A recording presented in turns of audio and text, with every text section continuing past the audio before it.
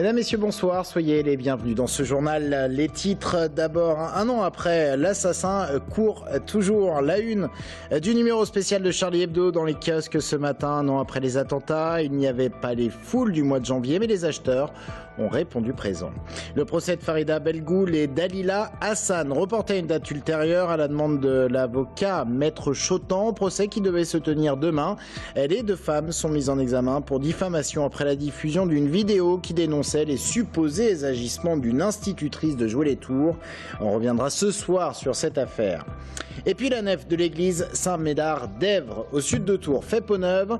Une nef du 17e qui fait partie d'un ensemble, peut-être l'une des plus vieilles églises d'Indre-et-Loire. C'est ce que l'on verra. Mais avant de développer les titres, les soldes, ils ont démarré ce matin avec des rabais déjà très importants. Il a fait chaud, alors les stocks des magasins sont pleins. Exemple, rue de Bordeaux à Tours ce matin, Amanda Breuer-Rivera. Moins 20 à moins 50%. Ces pastilles de couleurs sont immanquables dans les rues commerçantes. En cette matinée du premier jour de solde, chacun a ses raisons pour participer à ce grand rabais national. Je cherche plutôt ce qui manque dans la garde-robe et surtout ce qui est en solde parce que bon, ça sert à rien d'acheter des trucs qui sont pas en solde.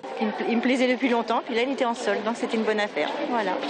C'était soldé, donc c'était un beau prix. Je pensais à 10 €, c'était un bon prix. Donc, voilà. 150 ou 200 €. Parce que j'ai rien acheté de l'hiver, donc du coup, les sous de Noël, ça sert à ça. Dans ce magasin, les gros rabais ont davantage suscité l'achat qu'un produit en particulier. Ce responsable est confiant pour tenir les objectifs. La saison hiver n'a pas été une saison froide, du coup nous avons eu du mal à écouler tout au long de la saison nos manteaux, nos pièces à manches. Donc l'enjeu sur cette semaine de solde sera d'écouler ces produits en particulier. Les soldes sont l'unique moment de l'année où les commerçants peuvent vendre à perte leurs marchandises. Les prix, tout comme les stocks, doivent baisser au fil des semaines pour se terminer le 16 février prochain. Dans l'actualité également, il était attendu le numéro spécial de Charlie Hebdo, un an après les attentats. Avec cette une, un an après, l'assassin court toujours, l'assassin étant représenté par un dieu. Un an après les attentats de janvier 2015, pas de file d'attente ce matin pour s'arracher ce numéro spécial, mais les acheteurs étaient quand même là. Exemple, au kiosque des Halles de Tours, 90 exemplaires vendus entre 6 et 10 heures. Des clients qui étaient là souvent pour le symbole. Ce matin, quand je suis arrivée au kiosque, il devait être 6h05 à peu près, j'avais 3 personnes qui attendaient pour le Charlie. Hier, j'ai eu beaucoup de personnes qui m'ont demandé de faire des réservations, mais j'ai refusé, parce que l'année dernière, j'ai tellement galéré avec les réservations, je me suis fait insulter, pourquoi lui il en a et pas moi, etc. Donc j'ai refusé les réservations cette année. Ne pas oublier et puis lutter contre ce fanatisme. Ce djihadisme. Pour la liberté d'expression et qu'on achète des numéros comme cela, même si on n'est pas toujours d'accord avec les dessins de couverture ou autres. Mais je l'achète par principe et par symbole, voilà. C'est l'anniversaire, tout simplement. C'est l'anniversaire et je le prends régulièrement. Forcément. Après les événements, oui, ça a un goût spécial, très spécial. Mais j'espère que tout survivra quand même. Et souvenez-vous, il y a un an, ces attentats avaient bien sûr marqué les esprits. C'était notre liberté d'expression qui était attaquée. On se souviendra de ces images de femmes et d'hommes brandissant des stylos. Les rassemblements d'hommage avaient été spontanés. Puis il y avait eu ce grand cortège le dimanche 11 janvier. 35 000 personnes à Tours. On revient sur cette série d'événements avec Sabrina Meloult. Le 7 janvier 2015, une heure après les attentats de Charlie Hebdo, la ville est sous le choc.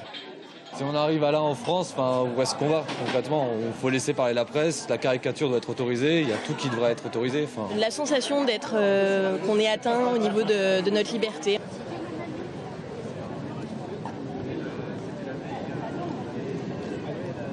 « 24 heures après, l'heure est au recueillement.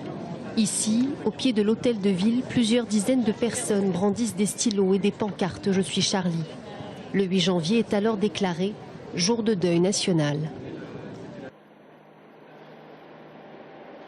Quelques heures auparavant, une minute de silence était observée à plusieurs endroits dans la ville en hommage aux victimes. Parmi eux, les fonctionnaires de police touchés en plein cœur. Tous les fonctionnaires se sentent bien sûr concernés, mais cela augmente leur mobilisation et leur détermination. Égalité, fraternité et laïcité sont communes à nous tous, au-delà de nos différences. Dans les écoles, les professeurs tentent de dialoguer avec leurs élèves. Dans cette classe de seconde, on débat autour de la liberté d'expression. On est tous libres de pouvoir communiquer ses pensées et ses opinions en fait. Donc quelque part c'est une atteinte à la liberté de tous. Quand la liberté de ces personnes-là, de ces journalistes, on s'attaque à notre propre liberté d'expression. Parce que le rôle de l'école, c'est justement d'essayer de laisser se décanter cet événement et de pouvoir le traiter avec du recul.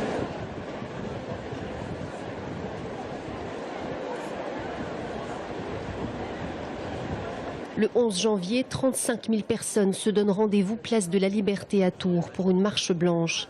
Jamais un tel rassemblement n'avait eu lieu depuis la libération de 1944. Des milliers de Tourangeaux dans les rues, armés de leurs pancartes, et cela même dans les plus petits villages du département.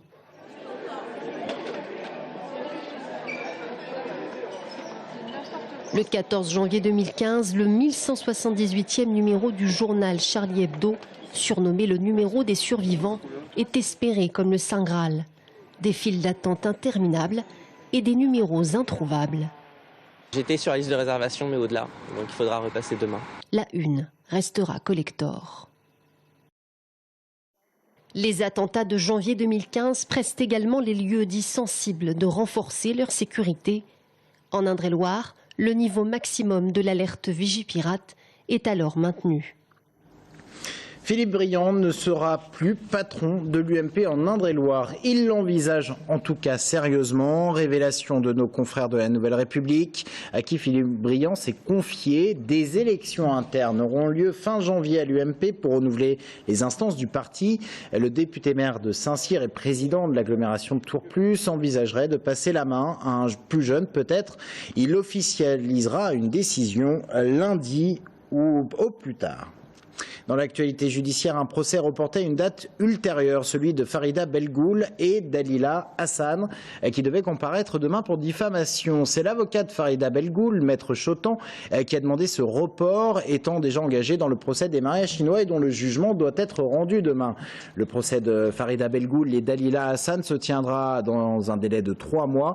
On reproche à ces deux femmes d'avoir calomnié une institutrice de l'école Blottery de Joué-les-Tours sur fond de débat sur la mise en place à l'école de l'ABCD d'égalité. On revient sur cette affaire avec Amanda Breuer-Rivera. Ici, l'accusation calomnieuse contre une enseignante de l'école fait partie du passé. La grande majorité des parents ont renouvelé leur confiance en l'équipe enseignante, qui a été ébranlée par cette épreuve. L'institutrice incriminée a vu sa vie basculer. C'est très virulent, appelant au lynchage de l'institutrice, qui du coup, puisque l'école était identifiée, l'institutrice aussi, pouvait la mettre en danger. Donc elle a fini l'année scolaire, elle a eu le soutien de la hiérarchie de l'inspection académique pour changer d'école. Elle a donc dû aussi déménager et puis elle a eu un soutien psychologique. Une poignée de familles ont retiré leur enfant de l'établissement à cause de cette vidéo largement diffusée et regardée sur les réseaux sociaux. J'ai appris hier qu'il s'était passé quelque chose d'extrêmement grave à Joué-les-Tours. En mars 2014, Dalila Hassan, responsable d'un collectif à Joué-les-Tours, dérape. Elle accuse une institutrice d'avoir forcé 2 enfants de sa classe à se mettre nus devant les autres et à se toucher le sexe, ce qui est faux. Nous sommes alors en pleine mobilisation contre l'ABCD de l'égalité, un module de l'État visant à lutter contre les inégalités hommes-femmes dès la plus tendre enfance. Dans ce contexte, Dalila Hassan voit dans cette histoire une preuve supplémentaire que l'école veut manipuler la sexualité des enfants. Une manœuvre politique pour cet inspecteur académique. C'était la théorie du genre, soi-disant, qui était enseignée à l'école, ce qui n'a jamais eu lieu. Je sais que certains ont essayé de se servir de cela pour mettre à mal, justement, tout ce qui a été fait sur la laïcité ou sur l'égalité filles-garçons. 2 femmes ont été mises en examen. Dalila Hassan pour diffamation et la fondatrice du collectif Farida Belgoul pour avoir mis en ligne la vidéo. En bref, un chiffre, 43 000 €. C'est le montant d'une fraude découverte par les gendarmes d'Indre-et-Loire et portant sur l'achat de bouteilles de pétillant. Près de 26 000 bouteilles achetées dans des magasins pour professionnels avec la carte d'une collectivité territoriale. Et ce, de janvier 2010 à juillet 2014. Les bouteilles étaient ensuite revendues par le fraudeur à des particuliers. Les vins de Loire de plus en plus connus, c'est ce qui ressort d'une étude menée pour le compte d'Interloire, l'interprofession des vins de Loire. Vous le voyez, 74% des Français connaissent les vins de notre région centre, contre 65% en 2006. Et dans le palmarès des appellations, eh bien, la Touraine est bien représentée. Vouvray, Chinon, Touraine et Saint-Nicolas de Bourgueil sont dans le top 10. Une notoriété donc plus importante de nos vins. L'ancien président d'Interloire sur notre plateau hier soir voulait y voir l'action de l'interprofession. On l'écoute. L'interprofession existe depuis 2000, dans son format actuel depuis 2006, et les chiffres de la notoriété et de l'image ne cessent de progresser. Grâce au travail interprofessionnel, mais aussi grâce au travail de l'ensemble des appellations. Mais est-ce qu'il n'y a pas un message qui est envoyé du côté de ces appellations qui ont quitté Interloire en leur disant voilà, vous voyez, ça marche quand même, il y a des résultats, en tout cas au niveau des études. On l'a toujours dit et on l'a toujours montré, mais vous savez, la communication vue de son propre village n'est pas ce que l'on voit dès qu'on prend un peu de distance. Mais... Patrimoine à présent avec une nef du XVIIe siècle rénovée, nettoyée, qui a retrouvé de sa superbe. Cette nef, elle est en l'église Saint-Médard d'Èvres, c'est dans le sud de Tours. L'église Saint-Médard est peut-être l'une des plus vieilles églises de Touraine. Sa partie historique est en tout cas antérieure au XIIe siècle. Romain Delville. Consolidée, nettoyée, éclairée, la voûte de Saint-Médard renaît.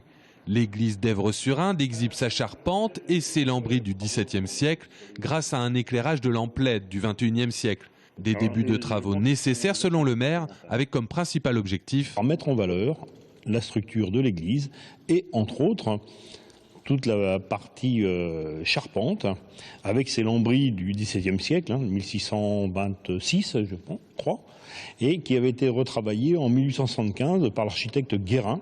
Et en remontant les années, on découvre qu'Èvres-sur-Inde existe depuis le IIe siècle avant Jésus-Christ. Une mine pour les archéologues de l'université de Tours qui se sont aussi penchés sur l'église de la commune.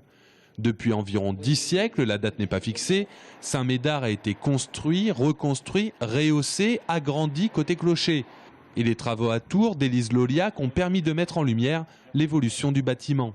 On a pu dater la charpente par dendrochronologie, c'est-à-dire en étudiant les cernes de croissance du bois, ce qui nous a permis de montrer que les bois utilisés pour construire la charpente ont été abattus en 1218. Donc on sait que le chœur et aussi le clocher sont un agrandissement de l'église d'origine qui est constituée de la nef actuelle après 1218. D'ici les 800 ans du bois de charpente qui abrite le retable, l'église Saint-Médard, la plus grande pour son époque dans la vallée de l'Indre, pourrait connaître un nouveau coup de jeune. Nul doute que les archéologues tourangeaux se pencheront sur des découvertes possibles. Mein Kampf, l'ouvrage d'Hitler, est tombé depuis le 1er janvier dernier dans le domaine public. Plus de droits reversés si on souhaite le rééditer. Ce livre va être à nouveau traduit, accompagné d'une critique d'historien, et son traducteur est tourangeau. Nous le recevons dans un instant.